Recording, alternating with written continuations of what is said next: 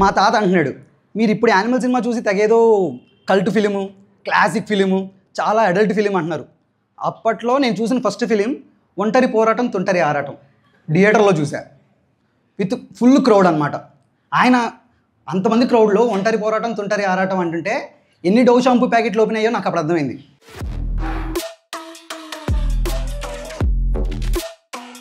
Don't go wild. నేనేం బూతులు మాట్లాడట్లా, ముందే చెప్తున్నా, ఓకేనా?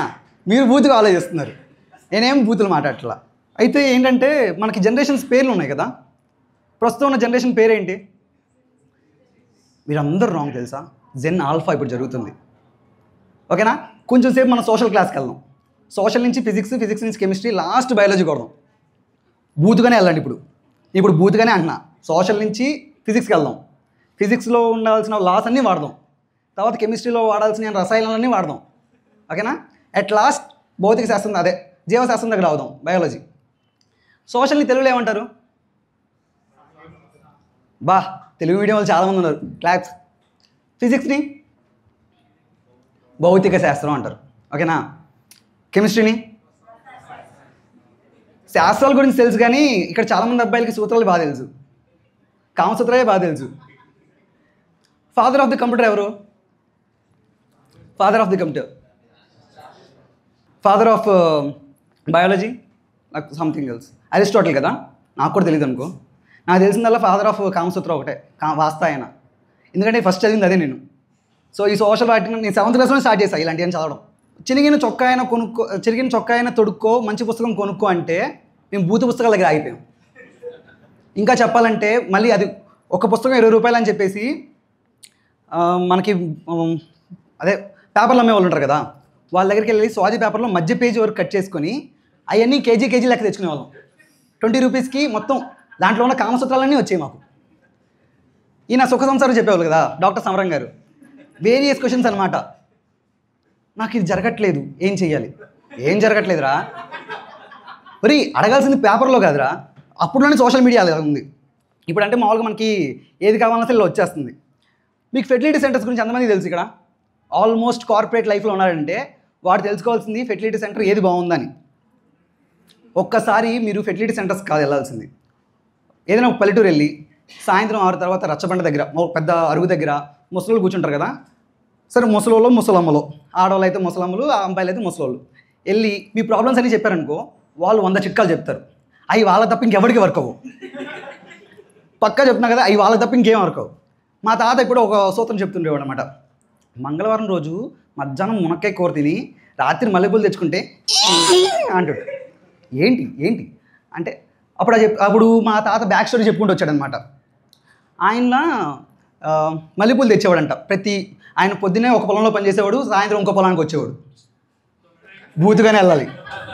పొద్దున్న ఒక పొలంలో పనిచేసేవాడు, సాయంత్రం ఇంకో పొలానికి వచ్చేవాడు, మల్లెపూలు తెచ్చేవాడు అనమాట. నాకు చిన్నప్పుడు మాకు అంత అవగాహన లేదు కదా, ఎందుకంటే we are belongs to the gen Y and gen X. నాకు ఎక్స్ XX తప్ప ఇంకేం తెలియదు. ఇంకా పచ్చిగా చెప్పాలంటే XY క్రోమోజోమ్స్, XX క్రోమోజోమ్స్ తప్ప ఇంకా అది కూడా తెలియదు. అక్కడితోనే ఆగిపోయాం. ఎందుకంటే చెప్పాలంటే అబ్బాయిలు చాలా ఎంతవరకు కావాలో అంతవరకు తెలుసుకుంటారు. ఇంకా నేను చెప్పాల్సిన అవసరం లేదనుకుంటా మిగతా వాళ్ళ గురించి. నాట్ ఫెమినిజం, బట్ చెప్తున్నా ఎందుకంటే వాళ్ళే ముందు తెలుసుకుంటారు. ఎగ్జాంపుల్గా చెప్పాలంటే ముందు మా తాత గురించి తర్వాత చెప్తాను. ఎందుకు చెప్తాను. ఈ పెళ్లి చూపుల్లో ఏంటి, పెళ్ళి అయిన తర్వాత మనకి పెళ్ళి అంటే ఫస్ట్ గుర్తొచ్చేది ఏంటి? నాకైతే ఫస్ట్ నైట్ గుర్తొస్తుంది. నాకు నిజంగా ఫస్ట్ నైట్ గుర్తొస్తుంది. మన పేరెంట్స్ మన ముందే అదే వీడు చిన్నపిల్లోడు, వీడి ముందు మాట్లాడినా ఏమనుకోరు. ఒక ఏజ్ పర్టికులర్గా ఒక అబ్బాయి అయితే 15-16 వచ్చిందంటే అప్పుడు దాకా మన ముందే అన్నీ చెప్తారనమాట. నా దోల కొద్ది 12 ఏళ్ళకి అన్నీ తెలిసేసుకున్నాం కదా. వీళ్ళు లేడీస్ అందరూ కలిసి పెళ్లి కూతురికి వాళ్ళ ప్రాక్టికల్ నాలెడ్జ్ని థియరిటికల్ నాలెడ్జ్గా కేటాయిస్తున్నారు. ఎలా జరుగుద్ది ఏంటి ఫస్ట్ నైట్ అంటే. నేను అబ్బాయి వాళ్ళ గదిలోకి వెళ్ళా, అక్కడ ఏం లేదు, అక్కడంతా చిల్లుగానే ఉన్నారు. వాడికి అన్నీ అంటే వాళ్ళు ఫిక్స్ అయిపోయారు, వీడికి అన్నీ తెలుసు, వీడికి ఏం తెలియదు, వీళ్ళకి నాలెడ్జ్ ట్రాన్స్ఫర్ ఇద్దాం, వాడికి ఏం అవసరంలా. అయిపోయింది. నైట్ ముహూర్తానికి లోపల గెంటారు, అంత సెషన్ అంతా అయిపోయిన తర్వాత మార్నింగ్ ఒళ్ళు ఇర్చుకొని బయటకు వచ్చాడు పెళ్ళికొడుకు. ఇలా ఇర్చుకొని వస్తే దాని మీద మినిట్స్ ఆఫ్ మీటింగ్ అనమాట. ఎలా జరిగింది, ఏంటి, ఎంతవరకు జరిగింది, ఎన్ని రౌండ్స్ జరిగాయి, లోపల పెట్టిన స్వీట్స్ ఏమైనా అయిపోయినాయా లేదా, మల్లెపూలు ఎంతవరకు బాగున్నాయి, సరే పక్క ఏమైనా జరిగిందా లేదా, ఈ మినిట్స్ ఆఫ్ మీటింగ్ ఎంత జరుగుద్ది. ఫస్ట్ నైట్ అంటే ఫస్ట్ నైట్ కాదు, 3 days జరుగుద్ది. అది ఎందుకు అప్పుడు 3 nights అని పెట్టాలి కదా వాళ్ళు. ఈ 3 nightsకి మినిట్స్ ఆఫ్ మీటింగ్ మొత్తం రాస్తారనమాట. రివ్యూ. ఎక్కడికైనా పెళ్ళికి వెళ్తే ఫస్ట్ మాట్లాడుకునేది అదే. రే ఆ కొత్త పెళ్ళి కొడుకు ఏం లేదు, మినిట్స్ ఆఫ్ మీటింగ్లో అదే వచ్చింది. వీళ్ళు అమ్మాయిలు మాట్లాడుకునేది ఇదే, అబ్బాయిలు ఏం లేదు, ఎలా ఎగుతున్నాడో ఏంటో, ఇలా జరుగుతుంటుంది.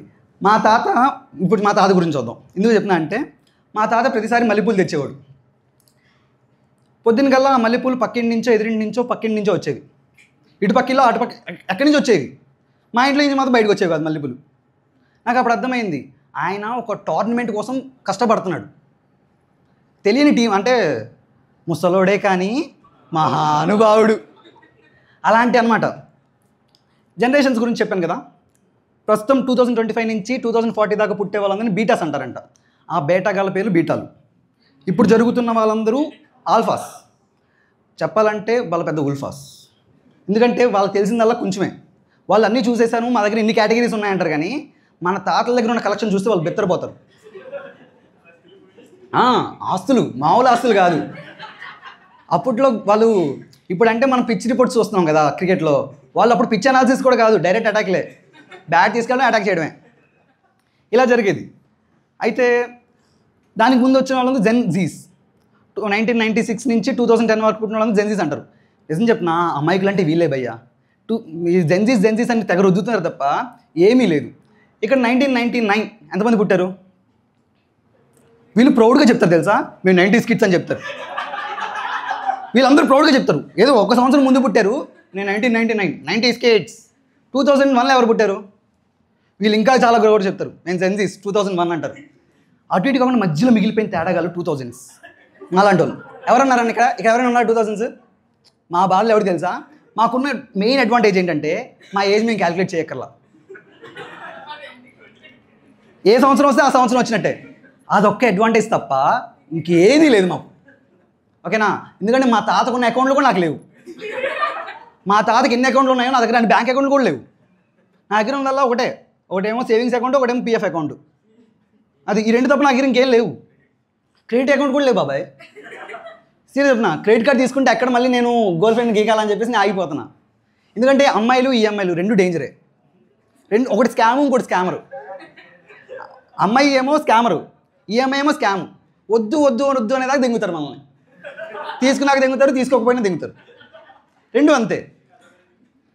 కట్టేదాకా దిగుతారు, కట్టకుండా దిగుతారు మనం. ఓకేనా?